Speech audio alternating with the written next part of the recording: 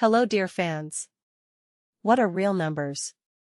The emergence of the concept of a real number is due to the practical use of mathematics to express the value of any quantity using a certain number, as well as the internal extension of mathematics. Real numbers are positive numbers, negative numbers, or zero. All real numbers are divided into rational and irrational. The first are numbers represented as fractions. The second is a real number that is not rational. The collection of real numbers has a number of properties.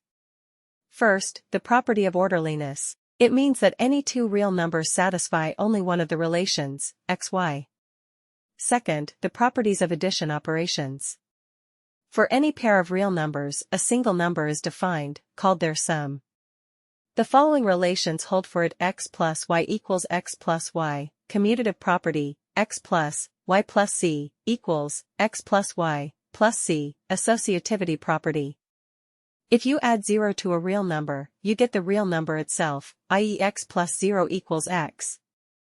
If you add the opposite real number, x, to the real number, you get 0, i.e. x plus x equals 0. Third, the properties of multiplication operations. For any pair of real numbers, a single number is defined, called their product. The following relations hold for it: x asterisk y equals x asterisk y, commutative property, x asterisk y asterisk c equals x asterisk y asterisk c, associativity property. If you multiply any real number and 1, you get the real number itself, i.e. x asterisk 1 equals y. If any real number that is not equal to 0 is multiplied by its inverse number, 1/y, then we get 1, i.e. y asterisk 1/y equals 1. Fourth, the property of distributivity of multiplication with respect to addition.